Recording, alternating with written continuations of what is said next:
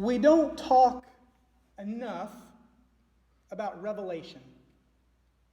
Revelation is a book in the Bible, yes, but it's probably a misnamed book of the Bible. The book is probably more about promise than any sense of discovery. But we don't talk about revelation as an experience.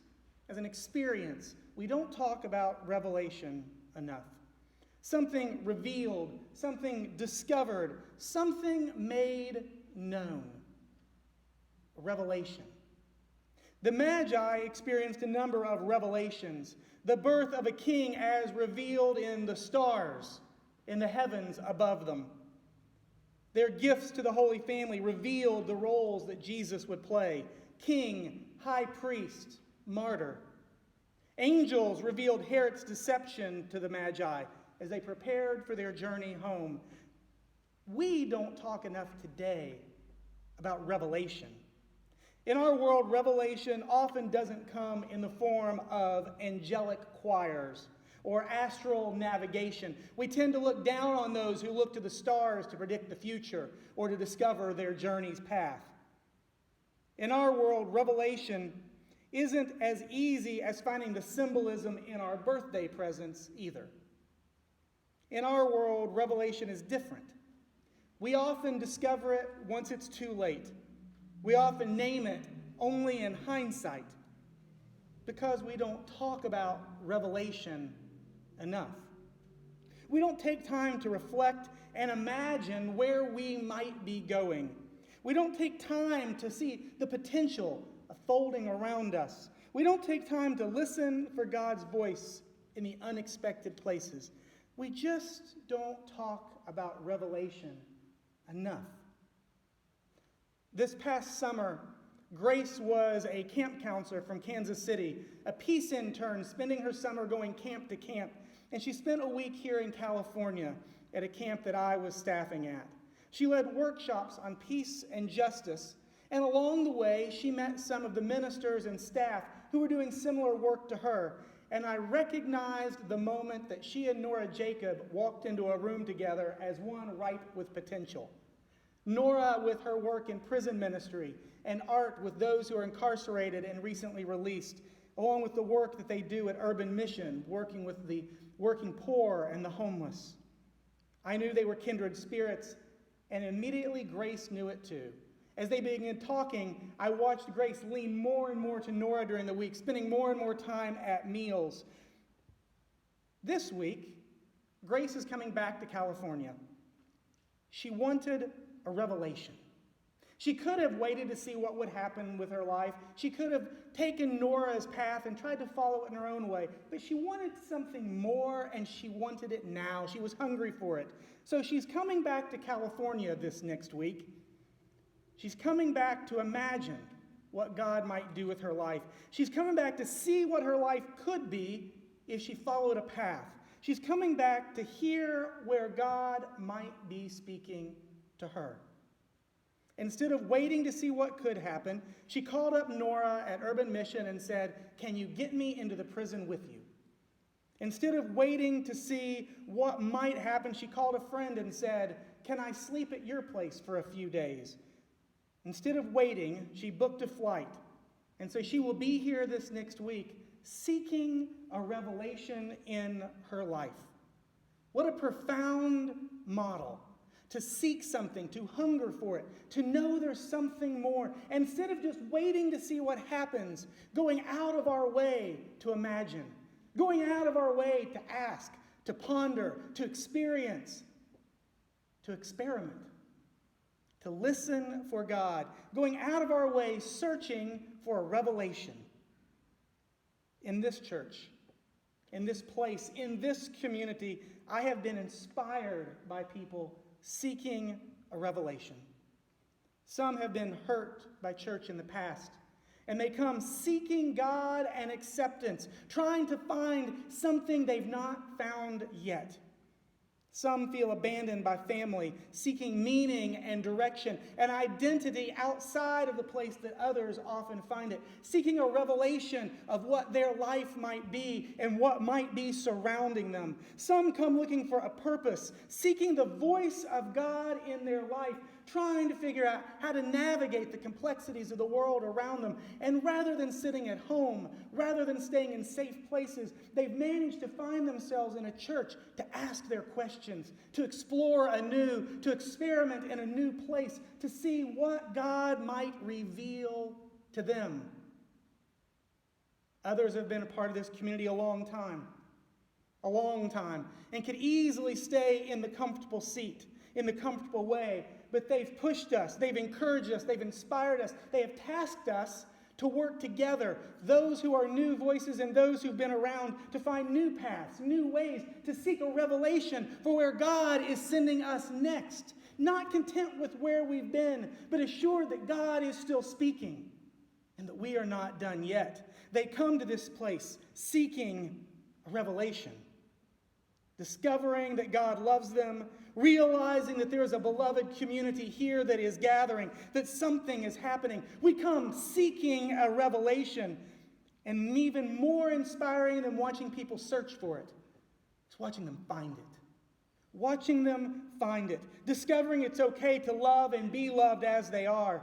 Finding the strength to set boundaries against family that have been hurtful, oppressive, and even abusive. Serving in new ministries, claiming new jobs, new roles in community, new identity for themselves. Forming new families, new relationships. Revelation happens a lot. We just don't always name it. We don't always talk about it. We don't talk about revelation enough. Are you seeking a revelation? A direction? An understanding? A purpose? Are you ready for a revelation? Are you open to what could be?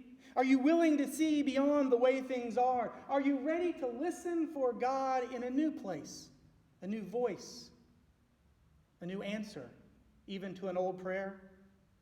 The answer, to be really honest, for many of us, most days, is a resounding no, or a meek no, or a please God, don't make me face that question.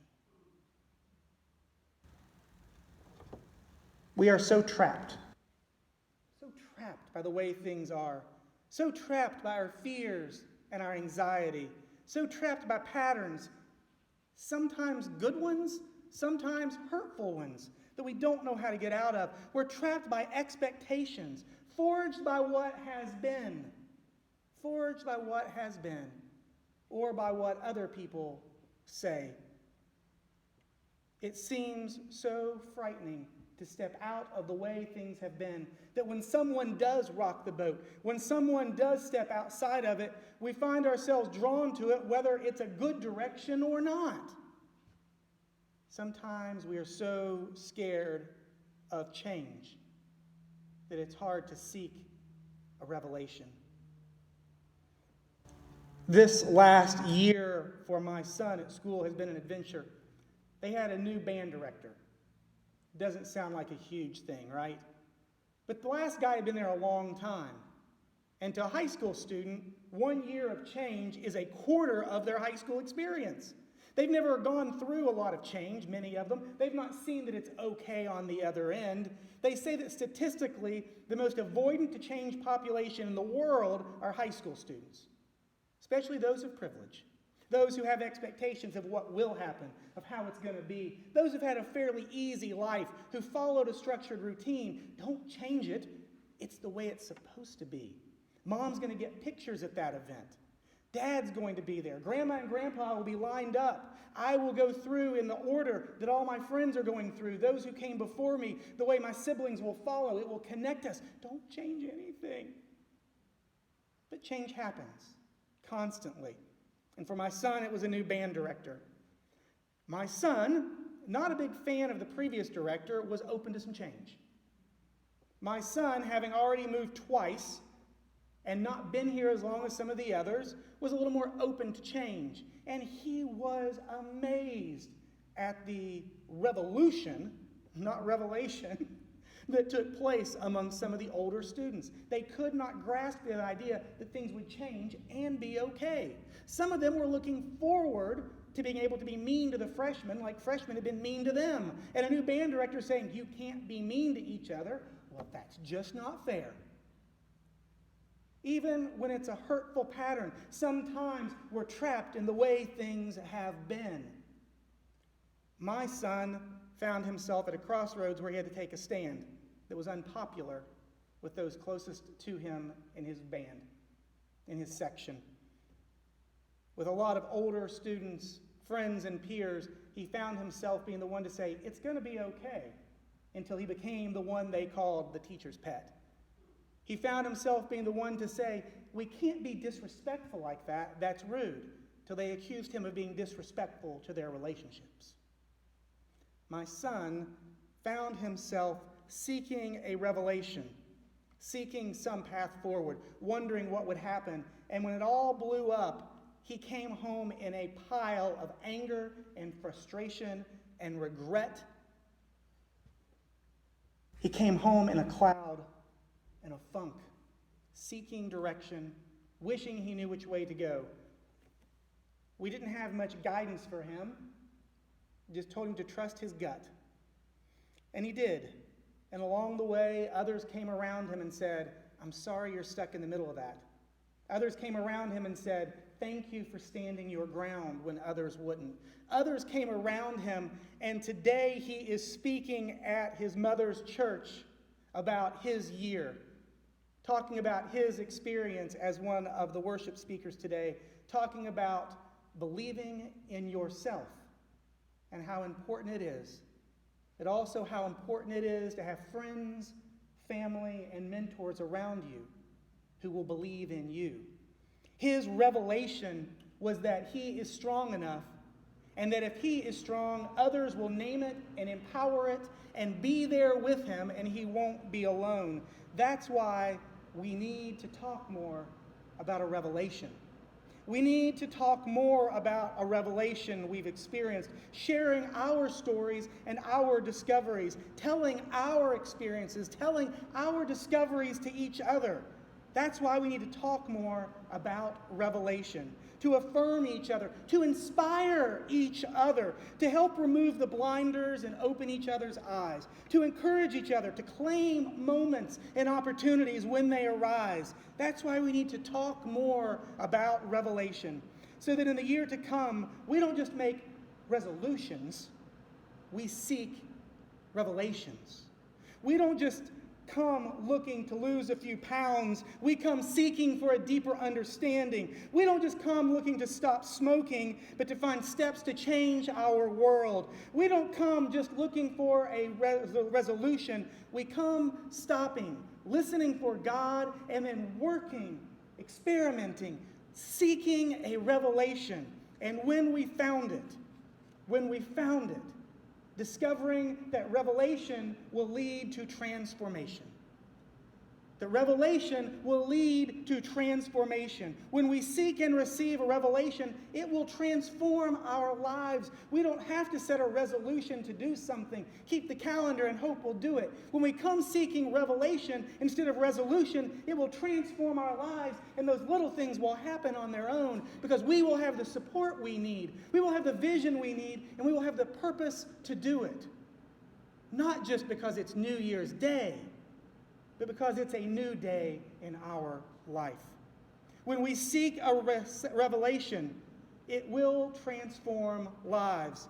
Others will seek their own revelation, and that will transform our lives. As we talk about ours, they will seek their own. As they seek theirs, we will be inspired by it. As we share our revelations with each other, we will transform lives, our family, our community, our world.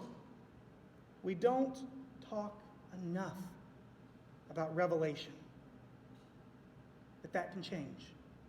Maybe our story, maybe your story will be a revelation to someone else. Maybe your story will be the revelation someone else has been waiting on. Or maybe their revelation is the inspiration you have needed. We don't talk enough about revelation, but that can change.